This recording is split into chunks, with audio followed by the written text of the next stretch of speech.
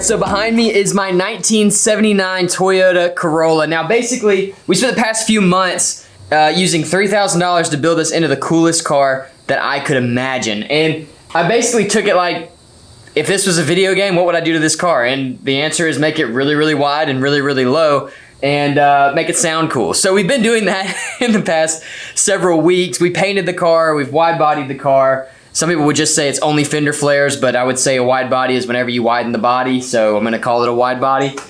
We've done the interior, we put Miata seats in the interior, we recovered the back seats, we did door panels, we fixed the dash, we've done a good bit of mechanical work, replaced the carburetor, put in an MSD ignition, did a full exhaust from the headers all the way back, and this thing is rowdy. It is very, very cool, but there's a few things that are missing and I've saved them till the end. We're gonna kind of finish everything up, hopefully get some driving done today with the car actually complete and done and on the road. That's the goal. But we've also got to make some stuff. Let me show you. So these wagons are pretty cheap cars, but they are ultra rare, especially in the US. The Corolla itself from this year model, 79 or the early 70s, is rare enough, but the wagon version is super rare. Very, very hard to find parts for. Nobody's making reproduction stuff for it. So you gotta get really lucky and you gotta have some money, or you have to have some technology. Now we've got these trim pieces. Let's see. Oh, this is actually for the other side. It's okay. You get the idea. We've got these black plastic trim pieces that go right here. It's just like a design feature. It also houses the rear running lights. And I have one, but I don't have the other one. And the other one has been impossible to find. I mean, I've been looking all over the place and have not been able to find one. So what do you do when you have an old car that doesn't have parts made for it anymore and you need some very custom specific plastic parts? Well, you print them. So what we're gonna do is start by setting this thing down flat, just like that. And I'm gonna take this tape measure and throw it right there. Take my phone out. I'm gonna stand as directly over this thing as I possibly can manage and snap a picture. Okay? Now we'll take that to the computer.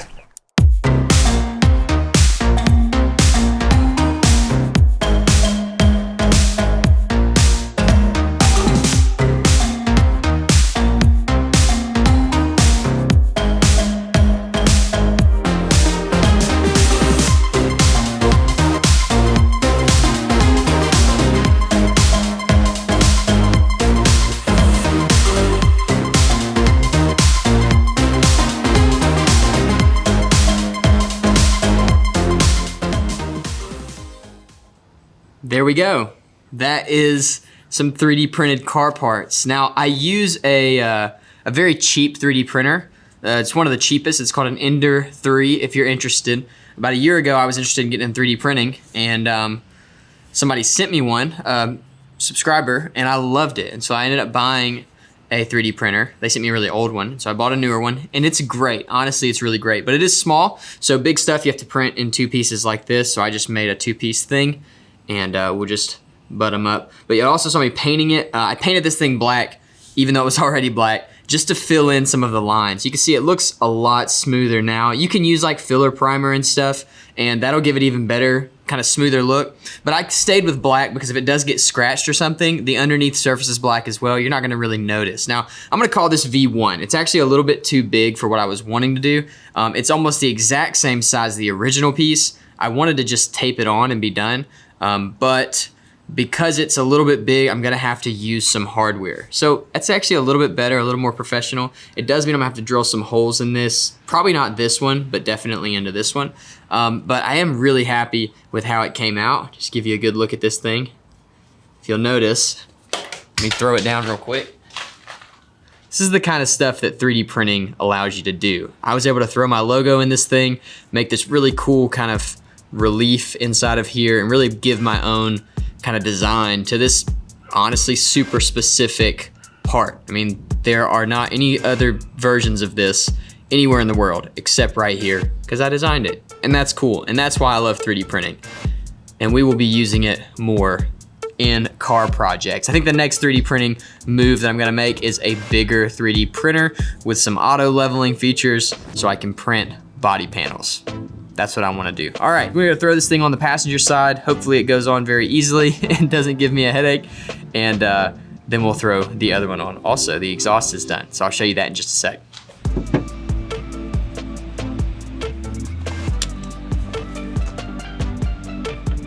Wrong side.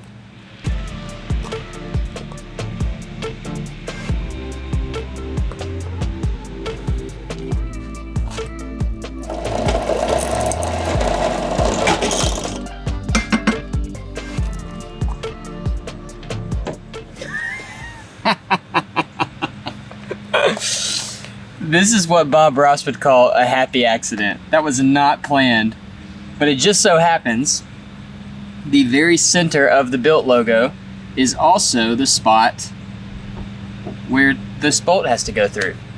That is awesome. So many people are gonna think that I planned that, and I just did not. Man, I really wish this was all one piece now, because this part obviously isn't held by anything. But that is hilarious. Wow, that's amazing. All right, there you go. That is a 3D printed trim piece. Now, there's a few things I don't like about this version 1. First is the split in it.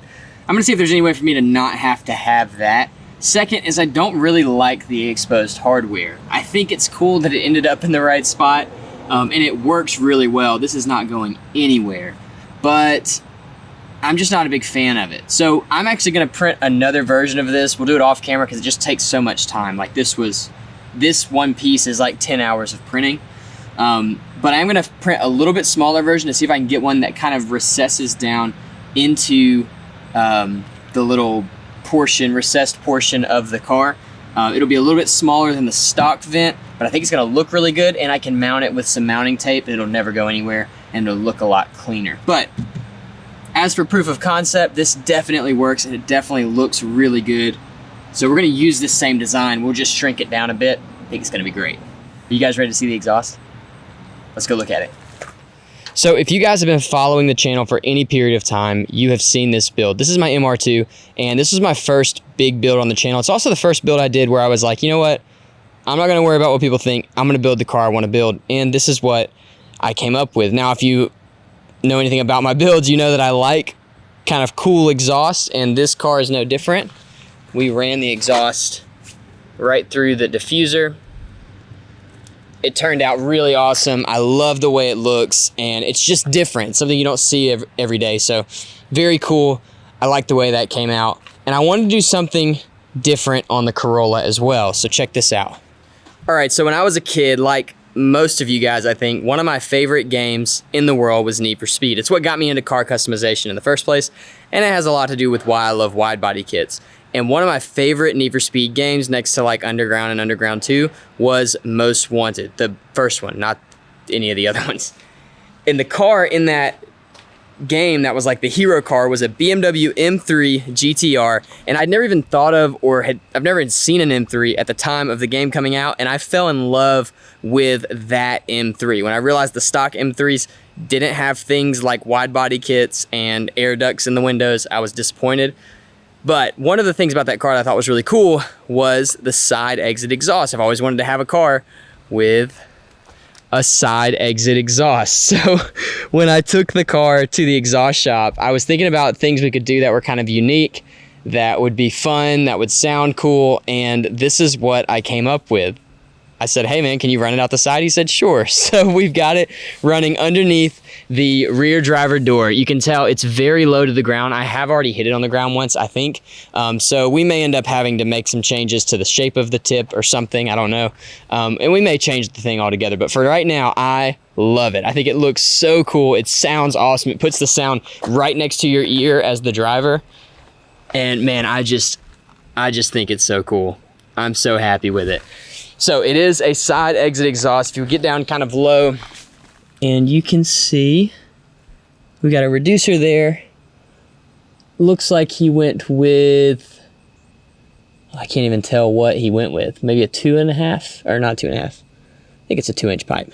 It looks like he went with a 2-inch pipe, and you can see it runs straight back through what he calls a turbo tube. I'm not sure what it actually is, but it's basically a tube muffler, a straight through muffler, and into our headers right there. So headers straight through the tube muffler, and then takes a right turn out by the wheel. And guys, I'm so stoked on how this looks. I really am. Hopefully we don't smash it up too bad. But the real question is, how does this thing sound? And honestly, loud. Check it out. Also, you might hear this thing tap the bottom of the car when I start it.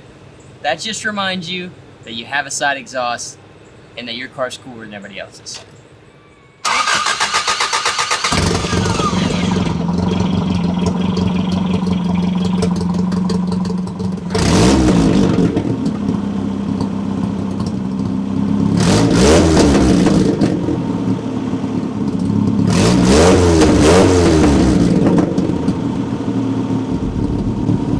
So my wife got mad at me for revving this in the driveway earlier today because it is pretty loud.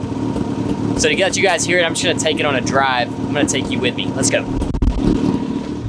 All right, so I don't know if this is gonna work, but I've got you up here on video and then you're sitting in the back seat right there. So hopefully this works out. We'll see. But we're gonna take the car on a quick drive. I've been driving it around town today. It's been doing really well. It is getting dark, so sorry about that video quality. It's gonna be dark. But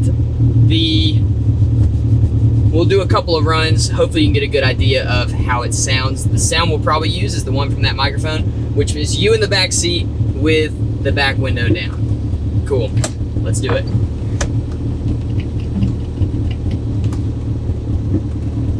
The good news is the brakes work phenomenally. You guys will know I did brakes in the last video, and somebody made me test them out today. Got pulled out in front of first drive, naturally, which is always the most nerve-wracking drive. The first time you've driven after building a car, listening for everything to go wrong.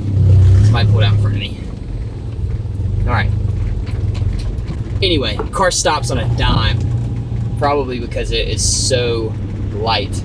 I've also got some rubbing back there we're gonna have to fix. I'm gonna raise the back up about 1 inch. Now I'm done talking. Let's listen to this thing and go.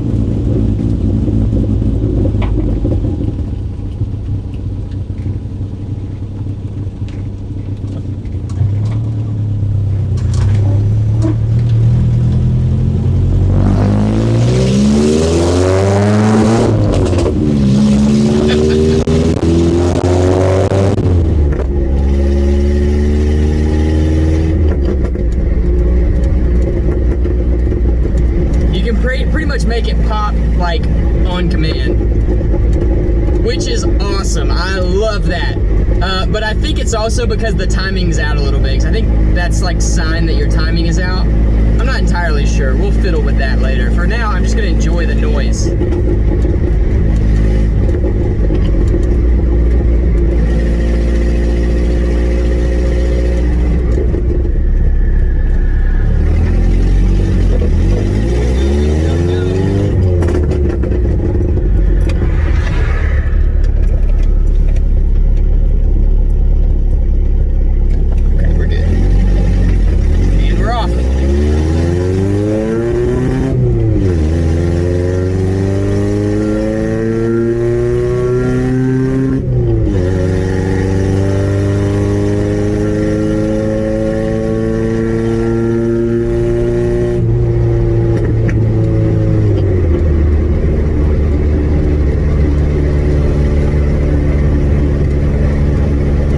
Be surprised, but it did take that long to get to 50. We definitely have some work to do to make this thing faster.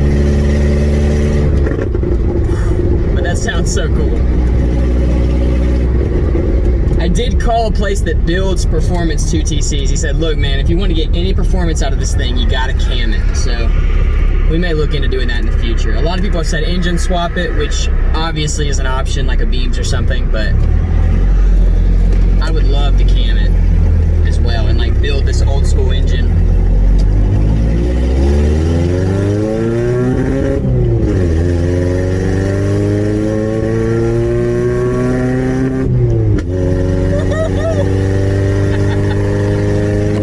Oh no! dropped you. You okay? You feeling all right? You good?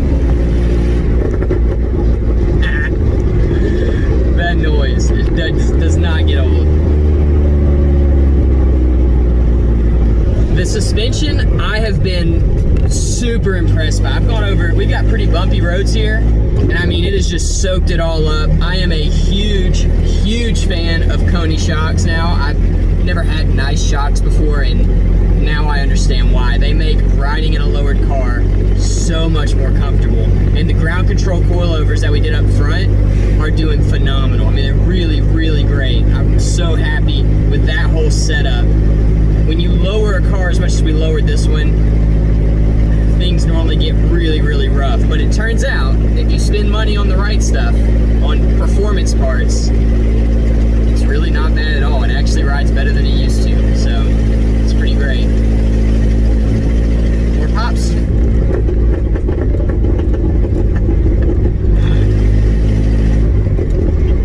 So I do love all the pops. I love the crackles and stuff, but this thing is very loud. And as it's fun now, it's actually really fun to drive right now. I think driving it every day, and it's gonna make me sound like such an old man, but driving it every day is just gonna be too uncomfortable, you know, and so I knew that was probably gonna be the case, but I had to try it. So we're still gonna leave it in the same configuration that it's in, but I'm gonna drop an actual muffler instead of basically just straight piping it. I'm gonna put an actual muffler in there. It's still gonna be a really short run, which makes me think that we'll probably still get a lot of that, though it'll be a little muffled, which is good, that's what I want.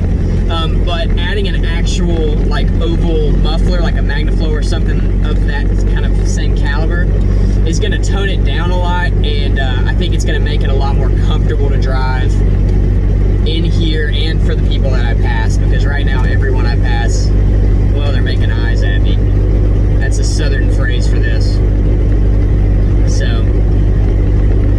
and it's fun and funny right now, but it's gonna be a nuisance in a while, so it's so fun. Anyway, so we are gonna muffle it a little bit, and I'll just try to keep playing with this exhaust until we really dial it into something that I'm happy with. Try to keep that. We'll try to keep that. Listen, I hope you guys enjoyed this video. I hope you liked getting to see the 3D printed stuff. The fenders came in today, which is awesome. So we will be putting the front fenders on. I wanted to do it today, but I just ran out of daylight. We will be doing the front fenders, and honestly, we'll be completing the car in the next Corolla video. So the next time you see the Corolla, we'll be finishing it up. We're gonna be driving it. I'm gonna take my children for a ride in it. That's the whole reason I made this car, was to have something. I don't have a car that I can carry them in. I gave the last one away, and so I didn't think that whole thing through, and so now I do, and so we're gonna get to let them ride in it, which will be really fun. And then we'll hang this build up and call it done. Now I am going to keep building this. I'm gonna drive this car. It's gonna be like my daily driver. And so because of that, I'll continue to do work on it. The back obviously still needs work. The headliner, a lot of you guys gave me really good ideas for that. And those videos will come up periodically as I go through and kind of check off all the boxes of building a daily driver out of a 1970s car that was honestly neglected for probably 20 or 30 years.